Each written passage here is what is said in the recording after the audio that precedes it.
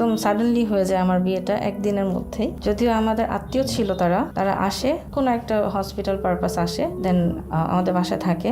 আমাদের বিয়ের কথা চলছিল আর আগে থেকেই। ওই সময় আর কি কথা হয় যে বিয়ে হবে, তাহলে বিয়ে হলে একদিনের মধ্যেই হবে, এরকম আর কি একটা ইয়ে হয়। এবং একদিনের মধ্যেই বিয়ে হয়। আমি আগের দিন পর্যন্ত জানি না যে কালকে আমার বিয়ে হয়ে যাবে, এরকম ব্যাপারটা। সকালে আম্মু আমাকে ডেকে বলে তোর আজকে বিয়ে, এরকম ছিল ব্যাপারটা। তো হলো বিয়ে। যেহেতু আমি খুব ছোট তখন, আমার এই বিয়ে শাদী ব্যাপারটা ভালো লাগতো না। প্লাস হচ্ছে আমি ব্যাপারটা, মেয়েরা কি হয় বিয়ের পর এনজয় করে, বাট আমি এনজয় করতাম না বিয়েটা। হ্যাঁ, আমি আমার স্কুল লাইফ নিয়ে, আমার ফ্রেন্ডদের নিয়েই মানে ইয়ে করতাম। ইভেন আমার ফ্রেন্ডরা আমাকে খেপাতো যে এই প্রথম কোনো মেয়েকে দেখলাম হাজবেন্ড বাসা থেকে বেরোলে খুব খুশি হয়।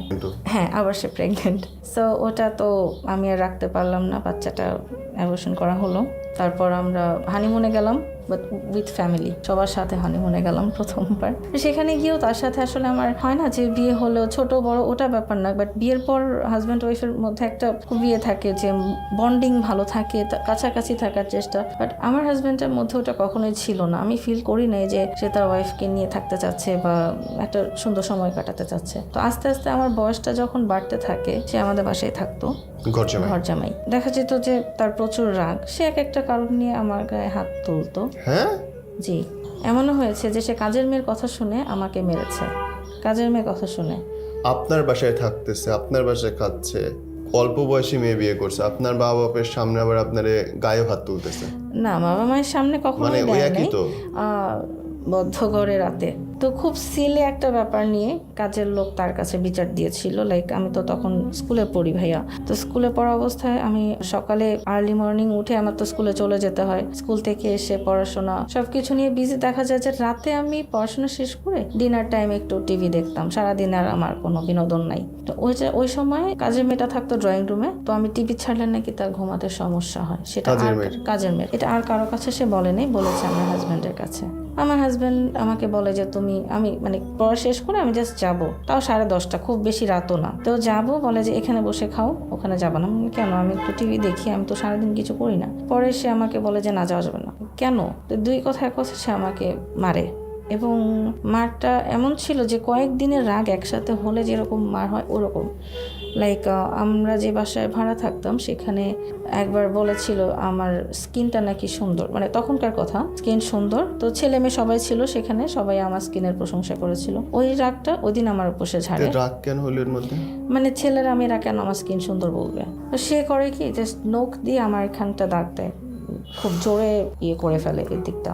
স্কিন সুন্দর স্কিন নিয়ে থাকতে বলে আমাকে। তো বুয়ার ব্যাপারটা আমি বাসায় কখনো জানাইনি, কারণ আমি জানতাম যে জানালে আমার আব্বু তাকে বকা দিবে। আর আমি তখন এটা নিতে পারতাম না যে আমার হাজব্যান্ডকে বকা দিবে, আমার কষ্ট তো লাগবেই। এই জন্য আমি না কখনো কিছু বলিনি বাসায়। তারপর আমি আবার কনসিভ করি বিয়ের 1 বছরের সময়। আমার যখন ফার্স্ট অ্যানিভার্সারি, তখন আমি আবার কনসিভ করি। তখন বাসায় কাউকে জানানো হয়নি। সে আমাকে কি যেন একটা পিল এনে দিয়েছে। তো সেই পিলটা খেয়ে আমার বাচ্চা ব্লিডিং হয়েছে। হ্যাঁ, প্রচুর ব্লিডিং। আমি বাসায় কিছু বলতে পারি না, পেট ব্যথা, ব্লিডিং গেল। তো আমার যে ফার্স্ট অ্যানিভার্সারি, তখনও আমার হাজব্যান্ড ছাড়াই দেখা যায় আমাকে একা একা অ্যানিভার্সারি করতে হয়, এরকম ছিল ব্যাপারটা। তারপর আমি মানে ওইভাবেই আসলে আমাদের মধ্যে বন্ডিংটা সুন্দরভাবে কখনোই ছিল না। আমি চাইতাম একটা সময় যে আমার হাজব্যান্ড আমার সাথে থাকুক, বা আমরা কোথাও ঘুরতে যাই বা কিছু। সে আমাকে বলতো তুমি তো প্রেজেন্টেবল না, তোমাকে নিয়ে আমি কোথায় যাবো, কেন যাবো? তো পরে আমি একদিন বলেই ফেলছিলাম, আমি যে প্রেজেন্টেবল না, দেন আমাকে বিয়ে করছো কেন? এমন না যে আমার বাবা মা তোমার সাথে আমাকে জোর করে বিয়ে দিছে, তোমরা আমাকে ছোটবেলা থেকেই চেনো, আমাকে দেখেই তোমরা বিয়েটা করছো, তাহলে কেন করছো? আমি যেহেতু প্রেজেন্টেবল না, কোথাও নিয়ে যেত না, কোথাওই নিয়ে যেত না। যাই হোক, ওভাবে যেতে থাকে। ওই বছরেই মানে 2 বছর হওয়ার আগে, বিয়ে 2 বছর হওয়ার আগে আমি আবারও কনসিভ করি। মানে সে না, এক কথায় মানে হয় না, ওয়াইফের ইচ্ছার বাইরে করলে কিন্তু এটাও রেপ হয়, যতদূর আমি জানি। তো সে মোটামুটি আমাকে রেপ করতো। যেটা হতো যে যেহেতু আমাকে স্কুলে যেতে হবে সকালে, আমি ঘুমিয়ে পড়তাম। সে তো বাসায় থাকতো, তার তো ঘুমের প্রবলেম হয় না। তো আমি ঘুমিয়ে পড়তাম, সে মাঝরাতে আসতো, এসে তখন আমাকে ফোর্স করতো। বাট আমি তো তখন ঘুমের মানুষ, তাই না? প্রতিদিন তো একটা জিনিস আসলে ভালো লাগে না। তো সে আমার গলা বাঁধতো গামছা দিয়ে, হাত পা বেঁধে। দেন আমি তো ছোট মানুষ, তখন আমি তার সাথে শক্তি তো পারছি না, এমন একটা অবস্থা। ও মাই গড। পরে যখন 3rd টাইম আমি কনসিভ করি, তখন আমাকে সে আবার একটা মেডিসিন এনে দেয়, যেটা সে 2nd টাইম এনে দিয়েছিল। এইবার মেডিসিনটা আসলে কাজ করে না, বাচ্চাটা নষ্ট হয়ে যায়, কিন্তু বাচ্চাটা পেটের মধ্যেই রয়ে যায়। আমার ব্লিডিং হয়ে যায়, আমি ভাবি যে আমার বাচ্চা পড়ে গেছে, কিন্তু বাচ্চাটা পড়েনি, পেটের মধ্যে নষ্ট হয়ে রয়ে গিয়েছে। তো আমি তখন জিম করতাম, তো মানে নষ্ট হয়ে যাওয়ার পর অনেক বেশ 1 মাস পরে আমি যখন জিমে যাই, এই 1 মাস ধরে বাচ্চাটা আমার পেটেই রয়ে গেছে এবং আমার ফিল হতো যে মুখটা তেতা লাগছে, প্রচুর তিতা হয়ে থাকে এবং গন্ধ ফিল হয়, যেহেতু একটা মানুষ ভিতরে নষ্ট হয়ে রয়ে গেছে। তো তারপর আমি সারাদিন চকলেট খেতাম, কারণ আমার মানে যতক্ষণ মুখে চকলেট ততক্ষণ আমি ঠিক আছি। চকলেটটা শেষ হয়ে যাওয়ার পরেই আমার একদম মুখটা তিতা হয়ে যায়। তো আমার আব্বুকে জানাইনি, আমার আব্বু অনেক রাগী ছিল এবং আমার প্রতি সে অনেক দুর্বল ছিল। মানে আমার আব্বু জানলে আমার আব্বু অনেক কষ্ট পেত। ওই সময় আমি যখন জিমে যাই, জিমে থেকে এসে সন্ধ্যায় আমার খুব পেট ব্যথা করছে, মোটামুটি আর কি সহ্য করার মতো, বাট ভালোই ছিল ব্যথাটা। আমি আম্মুকে বলি, আম্মু জানতো, আম্মু বলে যে থাক, কালকে থেকে যাওয়ার দরকার নেই, কিছুদিন রেস্ট নাও, যেহেতু কয়েকদিন আগেই বাচ্চা নষ্ট। ওই দিন সবাই শুয়ে পড়েছে, রাত 1:30 থেকে আমার কন্টিনিউয়াসলি ব্লিডিং শুরু হয় এবং আমি 1 মিনিটের মধ্যে আমার 3টা ন্যাপকিন চেঞ্জ করি, বাট কিছুই হয় না। মানে আমি বুঝতে পারছি যে আমার শরীর থেকে আমার ব্লাডগুলো চলে যাচ্ছে। আমি আমার হাজব্যান্ডকে ডেকে দেখালাম যে দেখো এই অবস্থা, আমি তো আর রুমে যেতে পারছি না। সে বলছে ঠিক আছে আমি দেখতেছি, এই বলে সে যে রুমে গিয়েছে, ঘুমায় গেছে। আর আমি সারা রাত ওয়াশরুমে পড়েছিলাম, আমার ব্লিডিং হচ্ছে, আমার শরীর হাত পা ঠান্ডা হয়ে গেছে। তখন সকালে আম্মু উঠে জাস্ট ভাবছে যে আমি শাওয়ার নিচ্ছি, স্কুলে যাব। তখন আমি স্কুলেই পড়ি, স্কুলে যাব। তো দেখে যখন যে অনেকক্ষণ হয়ে গেছে আমি বেরোচ্ছি না, তখন আম্মু আমাকে বলে কি হয়েছে, বেরো না কেন? তখন আমি কথা বলতে পারতেছি না, আমি খুব কষ্ট করে দরজাটা খুলে দিচ্ছি। আম্মু দেখেই ভয় পেয়ে গেছে, মানে প্রচুর ভয় পেয়ে গেছে সে। তারপর হসপিটালে নেওয়া হলো। হসপিটালে নেওয়ার সময় তখন আমার বাচ্চাটা পড়েনি, আমার বাচ্চাটা পেটে রয়ে গেছে। জি, আমাকে যখন গাড়িতে করে নিচ্ছে তখন আমার বমি হয়ে যায়, গুলশান 2-এ নিচ্ছিল। বমি হওয়াতে যে ইয়েটা হয়, তখন আমার বাচ্চা অর্ধেকটা ছিঁড়ে বের হয়ে আসে এবং গাড়িতে পুরো মানে ব্লাড দিয়ে ভরে যায়। তো ছিঁড়ে বের হয়ে অর্ধেকটা পেটে রয়ে গেছে আর অর্ধেকটা বের হয়ে গেছে। এখন ওই অর্ধেকটা তো আবার বের করতে হবে, সেটা হসপিটাল থেকে ইয়ে করে। ব্লাডের প্রয়োজন ছিল, খুবই ব্লাডের প্রয়োজন ছিল। এখন আশেপাশে কারোর সাথে আমার ব্লাড গ্রুপ মিলছে না, যদিও আমারটা রেয়ার না, বাট আমারটা পাচ্ছিল না। তখন দরকার হয়, অনেক সময় হয় কি পাওয়া যায় না, পাচ্ছিল না। বাট আমার হাজব্যান্ড আর আমার ব্লাড গ্রুপ সেম, সেও জানে আমিও জানি, বাট আমাকে দিবে না বা দেওয়া যাবে না, এরকম কিছু একটা। ও ডক্টর আমাকে বলে দিয়েছিল যে 1 মাস হাজব্যান্ড ওয়াইফের মধ্যে কিছু করা যাবে না। সে আমাকে 1 সপ্তাহের মধ্যে আবার অফার করে। আমি বলছি দেখো আমি এখনো সিক, আমার পক্ষে পসিবল না। সে আমাকে তখন আবার মারধর করে। এইসব হচ্ছে আপনি আপনার বাপ মাকে বলতেছেন না? না, আমাকে যে মারধর করছে তখন আমি সেগুলো বলি নাই, সেটা অবশ্যই আমার ভুল, আমি এখন বুঝতে পারছি। তো তখন আসলে কম বয়স ছিল, তো তখন চিন্তা করলাম যে আমার আব্বু যদি ওনাকে বকা দেয়, কষ্টটা আমিও পাবো। আর দিকে যে আপনি মরে যাচ্ছেন তিল তিল করে, সেটা কিছু না। সেটা আমার কাছে আসলে তখন কিছু ছিল না, ওইভাবে চলতে থাকে। তারপর যখন আমার বাসা থেকে ঠিক করলো বা তার বাসা থেকে ঠিক করলো যে এখন বাচ্চা নেওয়া উচিত আমার এসএসসির পর, তখন যখন আমি বাচ্চা নিতে চাই তখন আমার আর বাচ্চা হচ্ছে না, আমি কনসিভ করছি না। পরে আমার ওখানে ডক্টর সাবিনা পারভিন ছিলেন একজন, খুবই ভালো মানুষ, আমাকেও খুব আদর করে। উনি আমার হাজব্যান্ডকে সহ ডাকায় বলছে যে এখন তোর বেবি হচ্ছে না, তুমি কি ওকে রাখবে? সে খুব মানে বয়স্ক ছিলেন। আমার হাজব্যান্ড কোনো কথা বলে নাই, কারণ তার কারণে যে আমার বাচ্চাটা হচ্ছে না এটা তো সত্যি। তো তারপর অনেক ইয়ে করে মেডিসিন দিয়ে পরে একটা আমি কনসিভ করলাম। আর খুব সাবধানে থাকতে বলো, সাবধানতার সাথে আমাদের বাচ্চা হলো আলহামদুলিল্লাহ। আমার মেয়ে হওয়ার কিছুদিন পরে আমার আব্বু, সুস্থ মানুষটা, সকালে মারা গেল। মানে আব্বু মারা গেছে ভোরেই, আমরা কেউ জানি না বাসায়। আম্মু রান্নাঘরে ছিল, ওই দিন কাজের বউ আসেনি। আমার মেয়েকে নিয়ে আমি ড্রয়িং রুমে বসে আছি, আমার হাজব্যান্ড আর আমার ভাই হচ্ছে ঘুমাচ্ছে। তো এর মধ্যে আমি আমার আব্বুর রুমে গেলাম কি একটা কাজে, তখন না আব্বুর দিকে তাকে আমার অসম্ভব একটা মায়া লাগছিল। মানে আমি জানি না কেন, আমি এখনো ফিল করি যে এমন মায়া আমার কেন লাগলো। অনেক দিন যাবত আমি আমার আব্বুর দিকে ভালো করে এইভাবে তাকাই নাই। তারপর 11টার দিকে মানে আব্বুর ফোন আসতো অনেক, কিন্তু আব্বু সবগুলো ধরতো না। তো ফোন আসছে সকালে, অনেক ফোন আসছে। ও সরি, এর মধ্যে স্কিপ করেছি হচ্ছে আমাদের ফ্যাক্টরি ছিল, গার্মেন্টস ফ্যাক্টরি, সেটার মানুষ মানে বিশ্বাসঘাতকতা করে নিয়ে গেছে, ওটা অন্য কাহিনী। আমার হাজব্যান্ডের ইচ্ছা ছিল যে ওটার পার্টনারশিপ নিবে আমাদের ফ্যাক্টরি, কিন্তু আমার আব্বুর ইচ্ছা ছিল যেহেতু আমরা 2 ভাই বোন, একটা ভাগ আমাকে দিবে আর একটা ভাগ ভাইকে দিবে। আমার হাজব্যান্ডের ইচ্ছাটা পূরণ হয়নি বলে সে যাওয়া বন্ধ করে দিল। আমার আব্বুর ইচ্ছা ছিল যে আমার ভাইয়াকে আর আমার হাজব্যান্ডকে কাজ বুঝাই দিবে, কিন্তু সে যাইতো না, সে ঘুমাইতো বাসায়, ঘুমাতে পছন্দ করতো খুব। যাই হোক, তো ওই গার্মেন্টসটা আমরা হারাই, 2টাই হারানোর পরে আমার আব্বু অনেকদিন ধরে অনেক ইয়েতে ছিল, পরে চাকরি দিতেছিল, যেহেতু তার চলতে তো হবে। আলহামদুলিল্লাহ খুবই ভালো একটা চাকরি, যেহেতু আমার আব্বুর মানে আমরা জন্মের আগে থেকেই আমার আব্বু এই সেক্টরে কাজ করে। তো যেদিন জয়েনিং সেদিনই আব্বু মারা গেল, মরে পড়ে আছে, আমরা কেউ জানি না। 11টার সময় দেখলাম আমার আব্বু শক্ত হয়ে গেছে, শেষ। ওখান থেকে যেটা হলো যে আমার আত্মীয় স্বজন যাদেরকে ডাকা হয়েছে এসেছে সবাই মোটামুটি। আমার শাশুড়িও আসছিলেন, এসে তো আমার আব্বুকে নিয়ে গেল, যেহেতু আমার বাচ্চা ছোট তখন আমাকে নিয়ে যায়নি, আর আমি খুব সিক হয়ে যাচ্ছিলাম, আমি সেন্সলেস হয়ে যাচ্ছিলাম বারবার আব্বু মারা যাওয়াতে, এই জন্য আমাকে আর নিয়ে যায়নি। সবাই গেছিল বাসার, আমি ছিলাম, আমার শাশুড়ি ছিলেন, আমার হাজব্যান্ড ছিলেন, আমার বাচ্চা ছিল। যেটা হয় যে নর্মালি বা মানে এটা তো আমাদের নিয়ম যে পাশে বাসায় কেউ মারা গেলে আশেপাশের লোকজন খাবার দিচ্ছে। পরের দিনের ঘটনা, আব্বু যেদিন মারা গেল তার পরের দিন মন টন খারাপ, এদিকে বাড়িওয়ালাদের বাসা থেকে খাবার দিয়েছে, নিচতলা থেকে খাবার দিয়েছে, সব আছে, কিন্তু আমি খেতে পারছি না, আমার খাওয়ার মুড নেই। আমার শাশুড়ি বলে যে তার দেবরের ছেলে সবাই আছে, ওদের ডাক, ওরা কি না কি খায়, এখানে এসে খাওয়া দাওয়া করো। তো আসতেছে, এসে সব মিলে মানে খুব হাসাহাসি চলছে। আমার আব্বু আগের দিন মারা গেছে, হাসাহাসি চলছে। তো আমি তো আমার শাশুড়িকে কিছু বলতে পারি না, আমি আমার হাজব্যান্ডকে ডেকে বললাম যে এটা বিয়ে বাড়ি না মরা বাড়ি, আমি না বুঝতে পারছি না, এখানে তো হাসাহাসি, কারণ আমি নিতে পারতেছি না। অনেকক্ষণ চুপচাপ বসেছিলাম, চাইনি এটা বলতে, কিন্তু লাস্টে সহ্য করতে পারিনি, আমি বলে ফেলছি। পরে সে আমাকে এসে আবার মারলো। হ্যাঁ, আমি কেন এই কথাটা বললাম, সে আমাকে এসে আবার মারলো। তারপরের দিন আমার আব্বু মিলাদ হলো গ্রামে, তারা গেল ঘুরতে, মানে আমার হাজবেন্ড, আমার শাশুড়ি সবাই ঘুরতে গেল পার্কে, আমি বাসায় একা আমার মেয়েকে নিয়ে। তো আম্মুরা আসলো, আসার পর যেহেতু ওটা বড় ফ্ল্যাট ছিল, আমরা তো এখন আর ওটা পারবো না রাখ। আব্বু মারা যাবার 15 দিনের মধ্যে আমি একটা ছোটোখাটো জবে ঢুকি, একদম ছোটোখাটো, যেহেতু আমার কোনো এক্সপিরিয়েন্স নাই আর পড়াশোনাটাও তো খুব বেশি হয়নি তখন অবধি। তো ওটাতে ঢুকি, ভাইয়াও ঢোকে। তো আমার হাজব্যান্ড কোনো জব করে না, সে আগের মতোই শ্বশুরের টাকা যেভাবে খাইছে এখনও তার ইচ্ছা সেরকমই। যখন আমরা ছোটো একটা বাসায় উঠি, বড় বাসায় তো থাকার পসিবল হচ্ছে না, সমস্ত কিছু বিক্রি করে যখন আমরা ছোটো বাসায় উঠি, তখন আমি তাকে বলি যে এখন আমাদের একটা বাসা নেওয়া উচিত আলাদা, কারণ এতদিন আমরা ছিলাম, আমার আব্বু ছিল, টেনশন ছিল না, এখন এভাবে আর পারছি না, কিছু একটা করতে হবে, কোনোভাবেই এটা করবে না।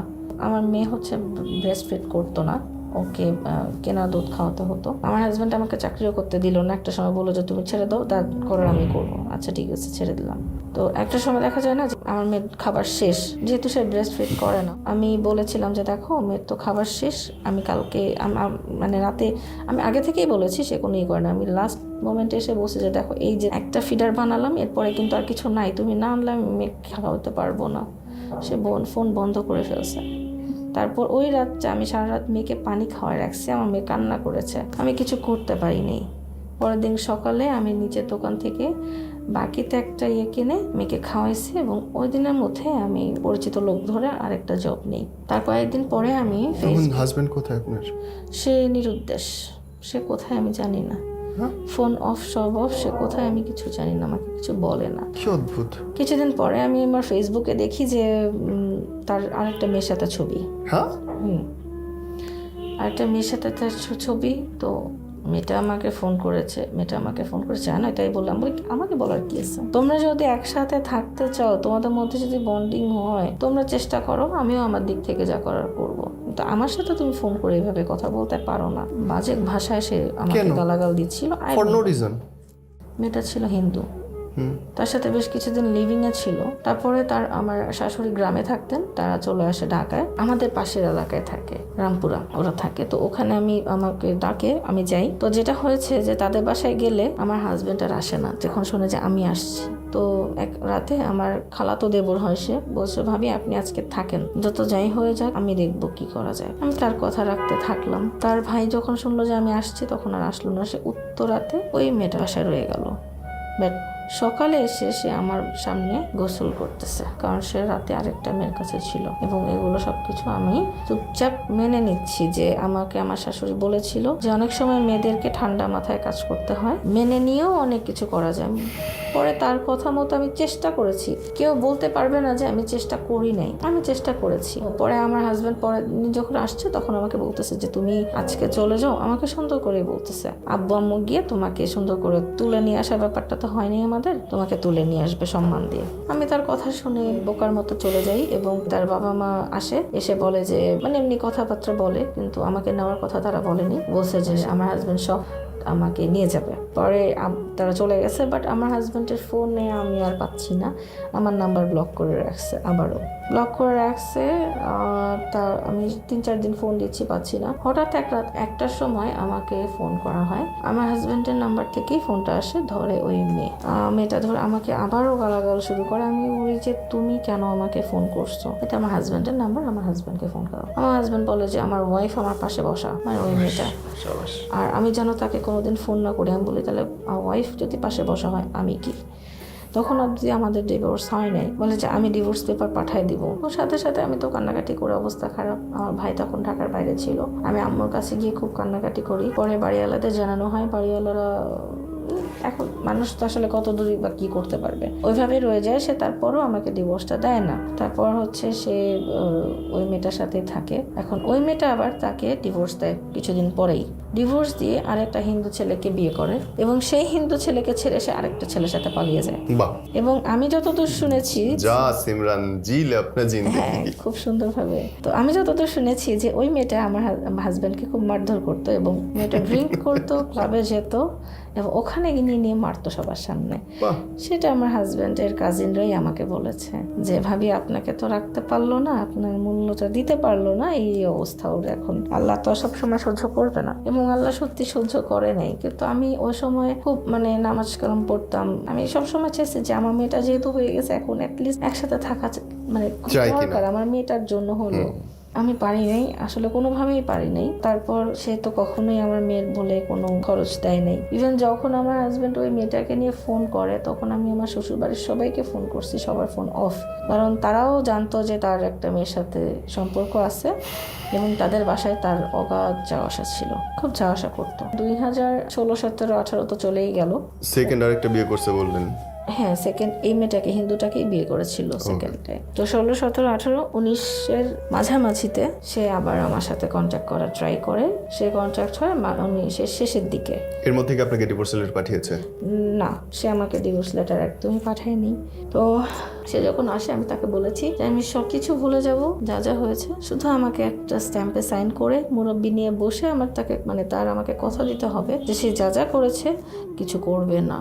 কারণ আমি তো একটা মানুষ, আমার তো একটা সিকিউরিটির ব্যাপার আছে। বাট সে এটাতে রাজি না, সে কিছু করবে না, সে আসবে আমাকে তার বাসায় নিয়ে যাবে, এভাবেই হচ্ছে তার ইচ্ছা। আমি বলছি আমি তো যাব, আপনি যেখানে আমাকে নিয়ে যাবেন আমি সেখানে যাব, কিন্তু আপনার স্ট্যাম্প সাইন করে নিতে হবে এবং এলাকার মানুষজন নিয়ে আপনাকে এটা বলতে হবে। বাট সেও রাজি না। ইভেন তার ফ্যামিলির একটা মানুষ পর্যন্ত ট্রাই করে নেই যে আচ্ছা ছেলে যা করছে আমরা ছেলে শ্বশুরবাড়ি গিয়ে চেষ্টা করি, তারা কেউ কখনো ট্রাই করে নেই, ইভেন ফোন পর্যন্ত করে নেই। এরকম অনেক কথা হয়েছে যখন আমরা সেপারেশনে থাকি। আমার বাবার কাছে পরে কি সে ফিরে এসেছে, জামাই আবার আসছে লাইফে আপনার? ফিরে আসতে চেয়েছে, কিন্তু আপনি আসেন নাই সামহাউ। হ্যাঁ, আমি আসি নাই। আমি তাকে বলেছি যে আমি স্ট্যাম্প সাইন করে যাব না। তার মানে আসে নাই আর কখনো আপনার সাথে? না, এভাবে তারপরে আসে চায় না। তাহলে এই যে ডিভোর্স হলো না, তার মানে তো অফিসিয়ালি তার ওয়াইফই রয়ে গেছেন? অফিসিয়ালি ওয়াইফ রয়ে গেছি। পরে আমি একটা পেপার তাকে দেই, যদিও ওটা ফেক ছিল। আমি চেয়েছিলাম যে সে ওই পেপারটা দেখে আমার কাছে ব্যাক করুক, তো সে পেপারটা দেখে ব্যাক করে নাই। সে পেপারটা পেয়ে পরের দিন আরেকটা বিয়ে করে ফেলছে। বাহ। এবং পরের দিন বিয়ে করছে, যাকে বিয়ে করেছে তার সাথেও সে লিভিং এ ছিল, একই ব্যাচের, তার সাথে লিভিং এ ছিল, বিয়ে শাদী। আচ্ছা, এই যে এত অল্প বয়সে বিয়ে, এত দুর্ঘটনা ঘটে যাচ্ছে, আপনি একেবারেই ফ্রি হন নাই আপনার বাবার সাথে, মার সাথে বলেন নেই? আমি আসলে সে আমাকে প্রায় মারধর করতো। আমার শাশুড়ি ওর গ্রামের বাড়িতে যখন যেতাম তখন যখন আমাকে মারতো, আমার শাশুড়ি আমাকে বলতো চোখের পানি মুছে ফেলো, তোমার মা যেন তোমার চোখের পানিটা না দেখে। ওই আমি আবার ওই আমাকে কিছু বলার পর বেয়াদবিটা আমি করতে পারতাম না, নাম্বার 1। নাম্বার 2 হচ্ছে আমার যত ছোট বয়সে বিয়ে হোক না কেন, একটা বয়সে আসার পর তো আমি একটা মানুষকেই দেখেছি, তো তার প্রতি আমার খুব সফট কর্নার কাজ করতো। আমি পারতাম না যে এটা সফট কর্নার বলে? আই ডোন্ট নো, বাট আমি কখনোই পারতাম না। আপনাকে মারতেছে, আপনার আরেকটা মেশায়া থাকতেছে, আপনাকে তুমুল মারতেছে, আপনার মা বাবা মরে যাওয়ার পরে এই ঘটনা ঘটতেছে, এত কিছুর পরে আপনি বলবেন এটা ভালোবাসা? এখানে পোড়া দাগ আছে, এখানে পোড়া দাগ আছে। হ্যাঁ, এই দাগটা হচ্ছে আমাকে খুন্তি পরিয়ে এনে খুন্তি গরম করে পোড়ানো হয়েছিল। এন্ড ইউ টেলিং এটা this is the love mark, love bite? না, একদমই লাভ বাইট না, বাট তাহলে সফট কর্নারটা কি? আমি পারিনি, এটা আমার ব্যর্থতা, অবশ্যই এটা আমার দিস ইজ ব্যর্থতা। Crime man. এটা আমার অবশ্যই আমার ব্যর্থতা যে আমি পারি নাই, কিন্তু এখনো হয়তো বা আমি তাকে ভালোবাসি, এটাও সত্যি। ছি, সেই মনেও। এবং এই জন্যেই সমাজে মেয়েরা নির্যাতিত। সেটা আমি জানি। ইভেন আমার মারবে, কুত্তার মতো পিটাবে, অসম্মান করবে, নিজের বাড়িতে শ্বশুরবাড়িতে থেকে খাবে, তারপরে পিটাবে, অপমান করবে, খুন্তি দিয়ে পুরাবে, তারপরেও মেয়েরা বলবে আই লাভ ইউ জান।